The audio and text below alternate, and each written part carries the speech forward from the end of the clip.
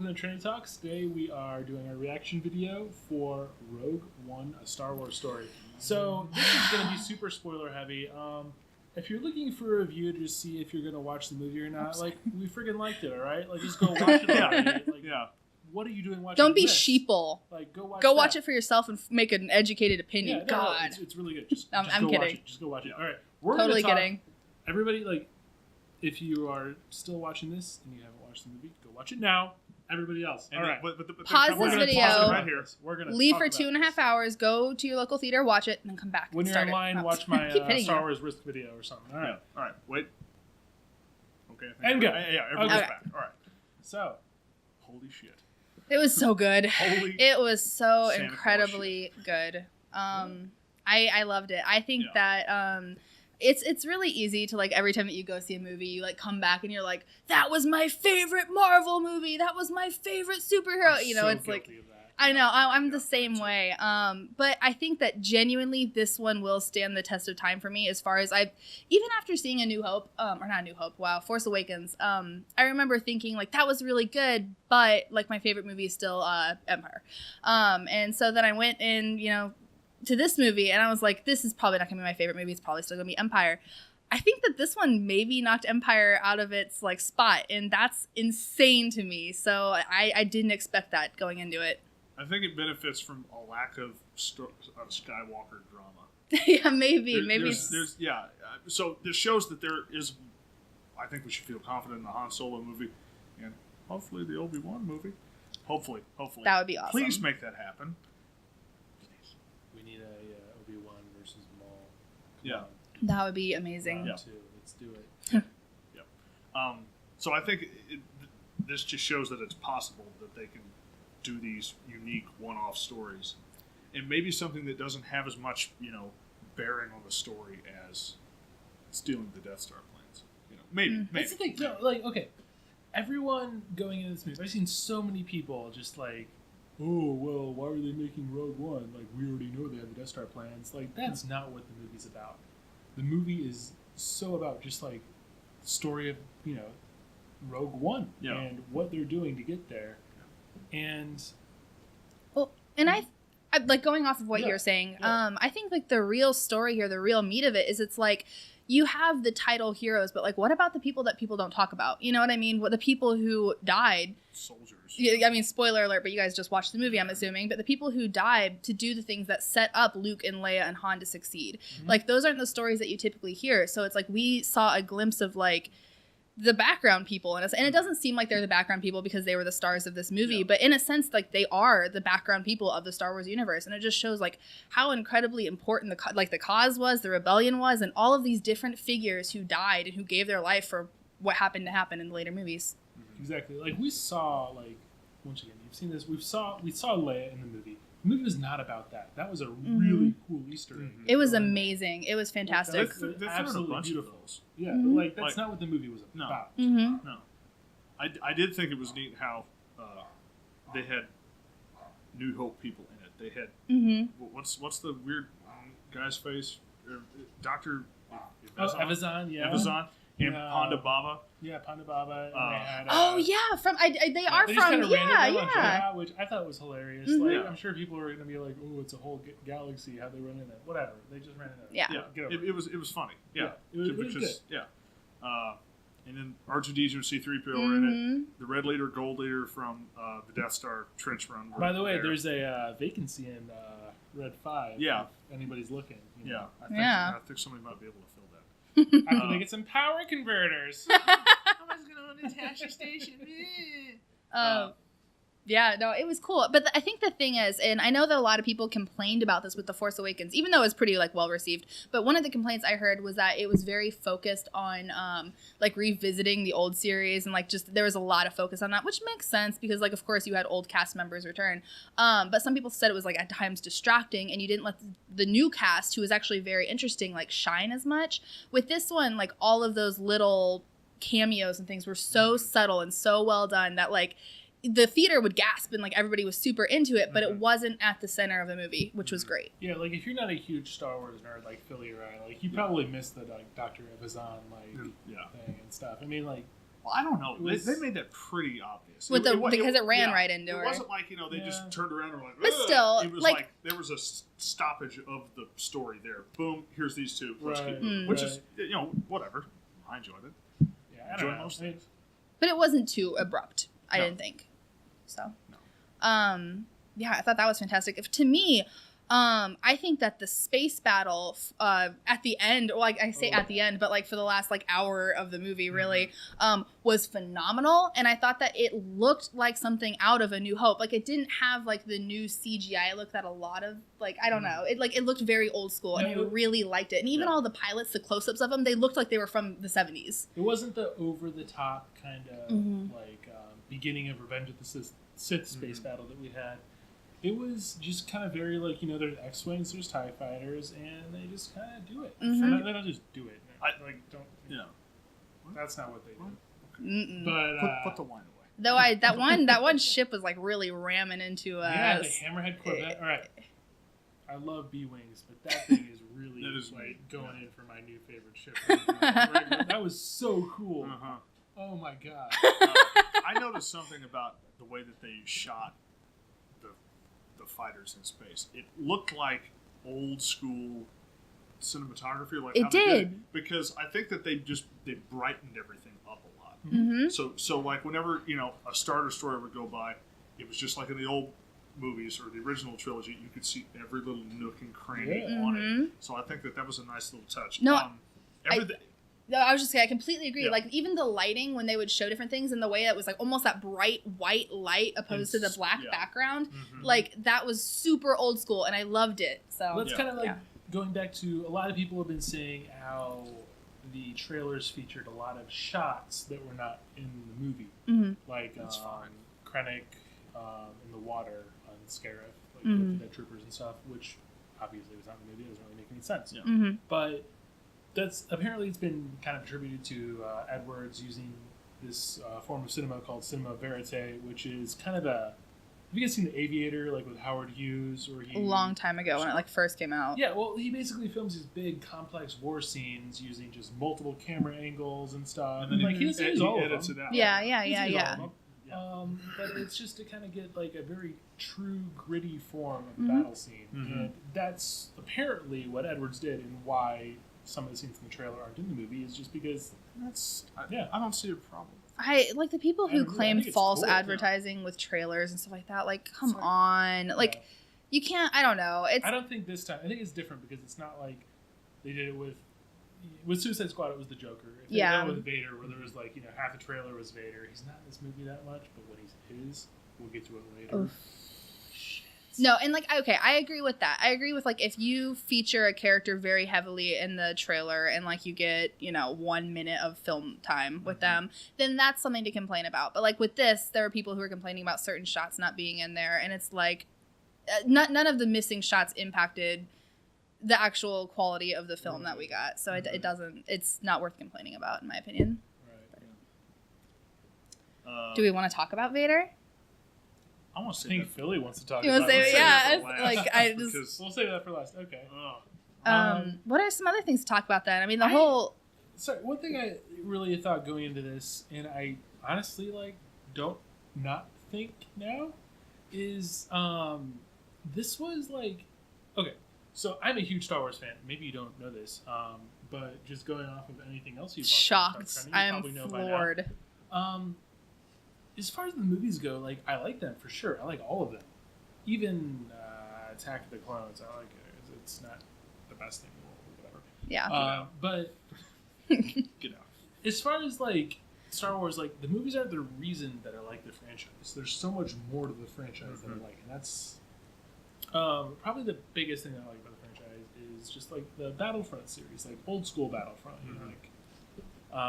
like this Battlefront 2, like this. Right there. Yeah, can you see that? I don't know if you can see that. But, just the kind of gritty, down to earth. You can even see, I'll throw up a picture of, the minis that I painted for Imperial Assault, of how they're, not beautiful white stormtroopers. These are, gritty, down to earth, kind of messy looking stormtroopers. And which we saw. Which was totally intentional, not about Thomas's paint job. No. Okay, I had initially painted them like beautiful white, and I was like, I'm gonna like mess this shit up because like they deserve it. Yeah. I used a black wash. It was cool, but but yeah, like this is what we saw in this movie. Like this is not like the 501st just doing chump duty on the Death Star. This was like we saw like the grunts clocking in. They go do their shit, and they clock out if they make it. Mm-hmm. And I love that about this movie. It Yeah. was just cool to see, almost like they're still the faceless kind of stormtroopers of the Empire, but at the same time, they're almost sympathetic, and they're like, you're just doing your job, like And one thing that I actually, speaking of the just doing your job type thing, is I really liked how they kind of referenced with Cass and his character, like in his kind of questioning of following certain orders or always following what the rebellion tells them to do. Because you see that a lot with not a lot, but you saw that with like Finn with the stormtrooper side and breaking free from that. And and I think like they're obviously the antagonists. So like you automatically just know like these are the bad people. They make bad decisions, but you don't really generally think about like the good guys and like the orders that they follow. So for them to kind of call that out and for him to be like, hey, I'm going to kind of disobey what the rebellion's going with right now and do this because I morally feel like I need to. And I thought that was a pretty cool scene. So. I loved how they had a really fractured rebellion in this. And not only that, but we just kind of see like the rebellion's fleet just get like beat to shit in the beginning, at the end of this movie. And that could kind of explain why, whenever they make the Death Star run, there's like they're like, well, we have ships. like 14 starfighters. Let's fucking roll the dice. And see it was so much messier, which seemed true. Like a rebellion would be like that. It doesn't just start off like everybody knowing what to do. Like it's chaotic and it's very fractured, like you said. So that was perfect. They did a great job with that. Speaking of which, I feel like we're ready for this now.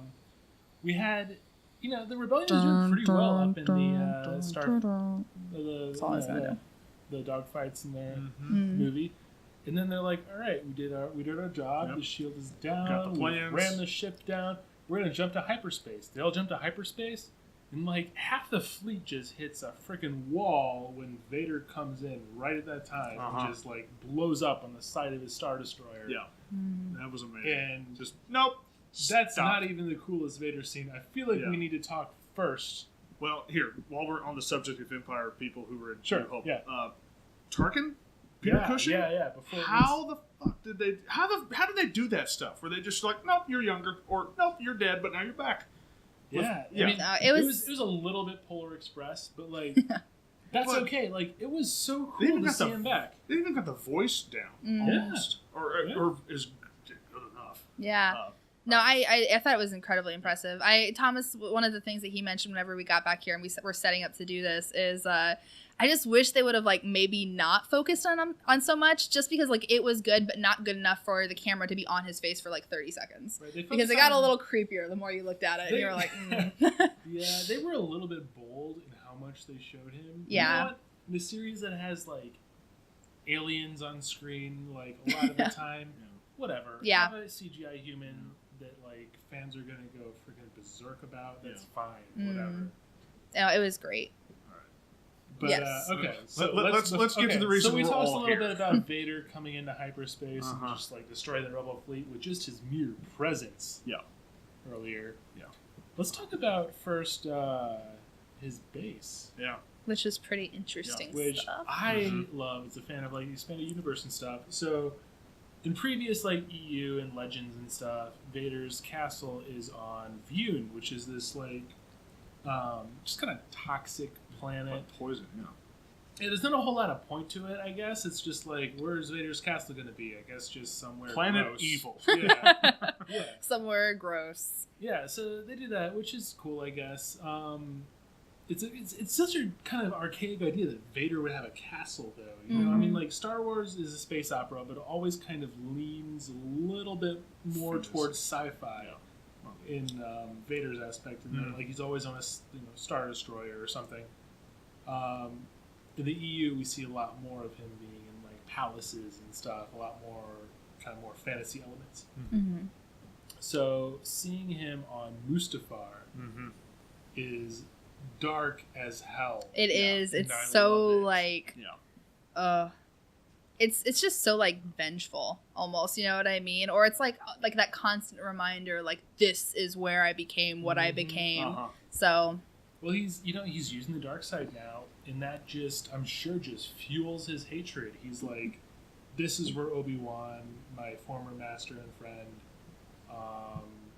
tried to kill me and almost succeeded, and I'm just going to use this to just fuel my hatred and just destroy the whole galaxy. I think that's just and then they had a stroke of brilliance. Yeah, and then they had the brief little moment before he walks out whenever he's in the back to tank.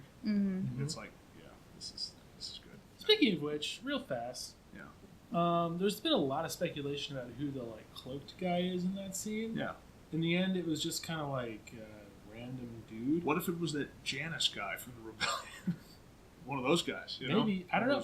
I'm almost wondering, like, we don't know what the 2020 standalone film is going to be. What if we get like an Inquisitor film, and we see more of Vader, more of Mustafar, more of all that cool stuff that just made this film great. Anyway, let's talk about the boarding of the Nebula and B frigate. Oh yeah. It was good. It was really good. I think so. I know for a lot of people who maybe grew up in the 70s and who watched these movies when they came out, 70s and 80s, like Darth Vader was like a very scary figure. Like he had a certain element of like horror to him. Not like Star Wars is at all horror, but like he inspired fear. And like obviously like you see that with like the people who see him, but like as a member of the audience, like you felt that. And I never really did that much watching those movies. Maybe it was just like, you know, like obviously he's the bad guy. Like I know Darth Vader, you don't want to mess with him, but it wasn't scary. And this, like it was actually tangible, like wow, this guy's actually kind of scary. Yeah. And so that was on that note, I'd say the Empire to me was scarier in this than any of the other movies, just because it's like the Death Star just kind of popping up over the horizon of the planet. It's like, well, you're all gonna die. That's what that means. That was cool. And that was the first time we ever had that shot where it was like from the planet's perspective, looking at the Death Star. It was always, here's a planet, here's the Death Star over here, and then this thing's gonna shoot you. Yeah. Even with like the Death Troopers when they landed on Scarif, I'm like, oh, these guys can hit their targets. Yeah, right. Yeah, these guys have training.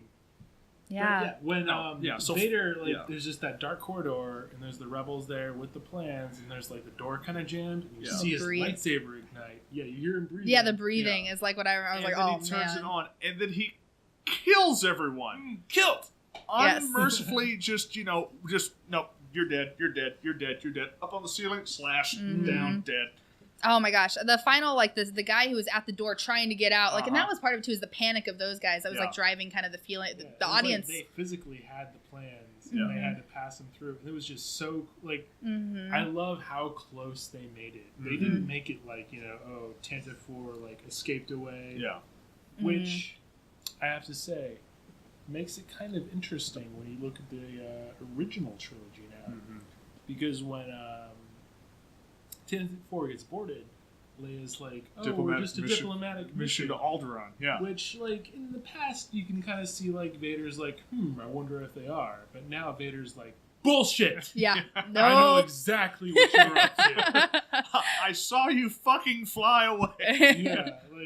Yeah. Which, I like, some people might be mad that they kind of changed that. I like it. Like, that makes, like, Leia so much sassier. And speaking of Leia. Yeah. That cameo with so Princess Leia is honestly one of probably my favorite character. I like Princess Leia a lot, and I like Obi-Wan, and those are probably two of my favorite characters in Star Wars just all together. But oh my gosh, the cameo, it looked just like her. It looked so incredibly good, and like she didn't really have the uncanny valley sort of effect at all. It looked perfect. Like I was waiting for it. I was like, what's gonna look a little off? It didn't look off. Nothing looked off. That was a really good. I don't know what they did. Did they use CGI? Did they just like go back in time? I don't know. Yeah, I don't know. Yeah. I mean, hey, if that's what we built a time machine for, we put it to good use. So I'm okay with that, right? 70s Carrie Fisher. Yeah. See, I mean, I can join in on that, right? Totally. Yeah. No. But it was absolutely fantastic. Great cameo. I don't know. I don't even know what more to say. It was Seriously, though, the Vader stuff was awesome. The Vader stuff was awesome. Oh, when he stabs the guy through the door and like all you see, because like obviously these are Disney movies and they're made for families, so they never get too dark. But like the fact that you can see the hole through the door and like officers' fabric around the lightsaber and stuff like that was kind of as edgy as I think that they've gotten, other than maybe the massacre on like when Finn goes down that one time. They got pretty like they had blood in that one. So Disney like gets such a rap for being very family friendly, but this movie, everyone dies. Like we haven't really talked that much about the main cast. Yeah, there's so interesting much. stuff happen. Not to say that they aren't interesting No, themselves. they totally are interesting. No, the main cast was fantastic. Jin was an amazing character. Felicity Jones did an amazing job. I think Cass was like, you know, so I always, every time that I watch like any movie, there's always like one guy character who I'm like, oh, he's the cute one. And it was totally Cass because he's kind of the foreign little, like, he has the accent dreamboat. Yeah, I knew it would be like, you would be into him like 8 years ago. I know. Like, and like, funny is like, I was like, no, I'm not going to. And then he like was on screen. I'm like, okay, yeah. He is cool. So, like, I think that they were great. I think that the very subtle romance between him and Jin, like, they never actually kissed, which I kind of wanted. But, like, the subtle romance was there, and, like, there was good chemistry between them. I'd like it for a movie not to have romance. I wanted to just be two people. See, because it to me, I get what kinda, you're saying. It kind of felt forced because she's like, "You were going to kill my dad," and it's just like sultry look. But he didn't. But he like, didn't. you know, and I think that was like. That's the thing, though. Was there a romance? Like, there was. I think it's up for maybe tension interpretation. there. I really don't. Yeah. You know, like they didn't kiss. They didn't like even really have much physical interaction until really the end when he like carried her him. I don't really remember how that went, but.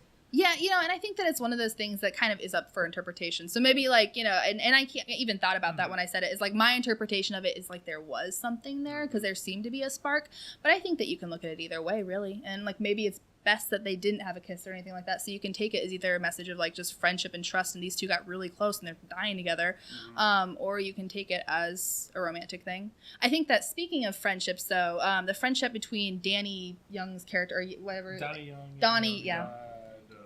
Baze Melbus, yeah. Yeah, I couldn't remember their names, to be perfectly honest. But yeah, Baze and Chiru.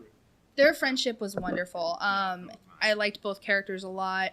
And I really liked the way that in this movie, there was nobody who really used the Force, maybe. And I feel like Jin kind of used it when they were going through the shield gate, just to kind of blind the Imperials when she was holding her kyber crystal necklace. Yeah. But other than that, I think that was about it. Yeah. Like, it was never made explicit, I guess is what I should say. Right.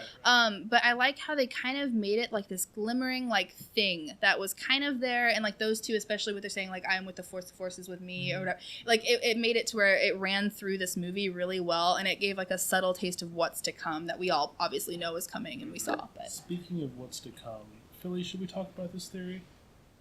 That sounds really gross. I'm worried right now. Speaking of what's to come, that's not a good transition. We're going to move a little bit beyond Rogue One. Get into next year. We're looking at episode 8. That's so cool, guys. Yeah. All right, so. Han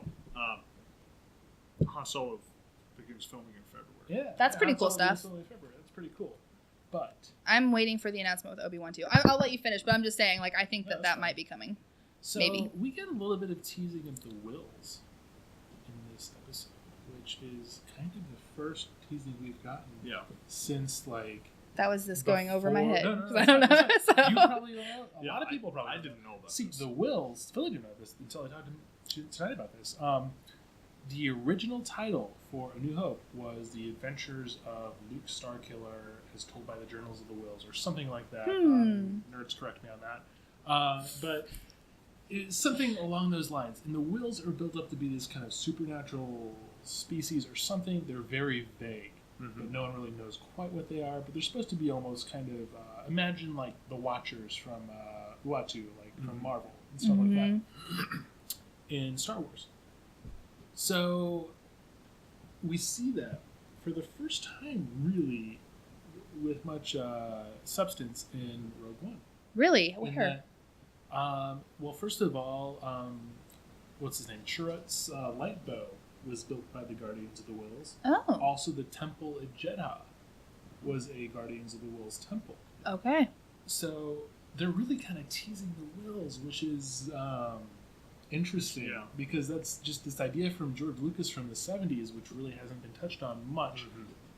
The only thing I would say is some people have a theory that maybe Yoda is of the Wills species, since nobody knows much about his species. That's up for debate. But another theory out there that from some of the stuff I've been reading that I really find interesting is that we're going to find if maybe Snoke is a fallen Will. So kind of a big supernatural being who is very much like Force incarnate, just kind of fallen from that. That's interesting. Basically the dark side incarnate at that point. Yeah. Which would be cool. It would be a good way to kind of bring him in as a new character, so he's not like Plagueis or Windu come back to life, but still like a force to be reckoned with, something very interesting that fans will be able to grab onto. So, no, that's an awesome. I haven't heard that before, but that's really interesting. So that'll be cool to see if that kind of comes about. Yeah, I think that the fact that they teased it a little bit this episode is something to consider and something to really look forward to next year, because next year is episode 8, guys. Like, that's cool. That is so cool. I'm so. December's a good year, or good time of the year now. Oh, so something I was going to touch on too as far as theories go, and this will kind of throw the ball in your guys' court as soon as I address this, because you two are like the brains behind Star Wars. So the Knights of Ren theory, like, is that completely out of the question now? What do you think? Because that was something that a lot of people were kind of speculating about. I remember you brought it up to me, and when you explained it, I was like, oh my god, that totally makes sense. I think it's a cool theory. Is it busted? Are we the Mythbusters right now? I don't know if it's busted. The thing is, what if Snoke? What if I'm wrong about the will thing? What if Snoke is Plagueis and he has power over life? Then it doesn't really matter if Rogue One is there or not. And here's the thing. We talked about us, the Knights of Ren theory. Look it up once again. We'll Andrew link that in the did a description cool for you video guys. Yeah. On the Death Star and stuff, and his What's Up With. And we will also suggest linked that in now. Film Theory, right over my head. which we'll link after Andrew's thing. So, with that theory, there's the 5. There's supposedly Jin as the rogue, which fits really well. Which uncannily and well, Chirrut yeah. as the monk, also really well. Then we've got Baze Malbus as the heavy, which we see him once again, like, yeah, I mean, he's loaded. Yeah. We see Bodhi Rook as the armory, which is probably the weakest link still. But the thing is, okay, here in Rogue One, I was not sold on Cassian as the sniper. I really wasn't. But then in this movie, like, at one point they even bring it up, like, he's a sniper. He tries to snipe Galen, and they actually physically bring attention. K2 talks about, like, how he has a sniper configuration of his weapon. Yeah. And at that point I was like, wait. Yeah, I remember, like, watching that, and when I heard that part, I was like, there's like a little red flag that went up in my head. I was like, maybe this has some merit to it. But then, like, when we got to the end and everyone died, I was like, well, like, where does that leave us with this theory? So, well, if Plagueis is really Snoke, which I don't know, I mean, maybe he is, we'll see, then he would have power over life and death, so I guess he could bring Rogue One crew back if he wanted. It seems like a weird choice to bring that particular group of people back, but they just fit so well. And they do. I don't know, you know? Yeah. And I guess we'll just have to find out. And man, like, I really haven't been looking forward to Episode 8 until now. Like, I was like, after Rogue One, I'll really be looking forward to Assassin's Creed. All right, this can happen in like less than a week, whatever. Yeah. Episode 8. Let's do that. Yeah. Now, please. Yeah. No, I'm so excited for it. Like, what's funny though is, like, I'm excited for Episode 8, but at the same time, it's like, I definitely don't think that they should make more than Rogue One. Like, Rogue One's story was told. Like, this was a story that needed to be told, and I'm glad that it was. But it's done. Like, don't add anything more with these characters, please. Yeah. You know. But at the same time, like, I'm gonna miss these guys. Like, just in that one movie, I was like, I love all of these characters. Like, they weren't super. I think that the story was more important necessarily than the characters, so they weren't developed as much as characters in the actual, like, numbered series. But like, they were still just great, and their story was fantastic, and like going into 8, I'm almost kind of a little bit bummed because like, okay, we're getting back to the main story, which I know it's like when you like do side quests in a game and you're like, I'm really loving these side quests, and then you have to do the story again, and you're like, yeah, but that was really, really fun. I'm excited for it. Don't get me wrong. I don't want people to like comment on here and be like, why aren't you excited? Like, you don't like Star Wars? No, I do. But it's just, yeah, it was a really cool break from it, and it makes me official judgment. Rogue One was a really good side quest. It was a really good side quest. yeah. Phenomenal side quest. Really Pretty good. much DLC, like Yeah. DLC level side stuff. Like BioWare DLC. Like this was Oh, the Citadel yeah. DLC. Oh, it totally was. Like, that's such a... Speaking of, like, okay, so Emily said this made me the biggest fucking nerd in the world, but I don't care. My commander in the next Mass Effect game is now going to be Jyn Ryder. So... Pretty nerdy, man. Pretty nerdy. I know. Get out. I know. There you go. It's like we run a YouTube channel that's catered towards geeky content or something. I don't know. You know what I'm excited for, though? I'm excited to see- Everything. You're Philly. Yeah. The Indiana Jones movie is coming out. Oh, God. What? I don't know. Turkish Star Wars? Turkish Turkish Star Wars. Star Wars. We're going to link you guys to that, too. Check that out. It's fun. It's Yeah. crazy. It doesn't make any sense. What are you excited for, though, Philly? I'm excited for the next movie because I want to find out if they blow up the Death Star or not. I mean, Mm. I'm just... Oh, I'm, you I'm, wanna know? I'm Yeah. a seat in Well, advance. I don't want to break it to you, Philly, Uh, but... just- I don't know. Okay. The plucky rebel's going to pull it off. I don't know. I think there's more to that Darth Vader character. They have like We're 5 right on. chipsets. Yeah. Yeah. All right. Well, I think that kind of wraps us up. And then I think in a couple weeks or next week, I don't even know, where's the time going right now. We're gonna have an Assassin's Creed Reacts too, Yeah, so that'll be pretty fun. Assassin's Creed shit. It's on the Nothing is true. May the Force be with you. Get out. I don't think that that's the Creed. No. But okay. All right.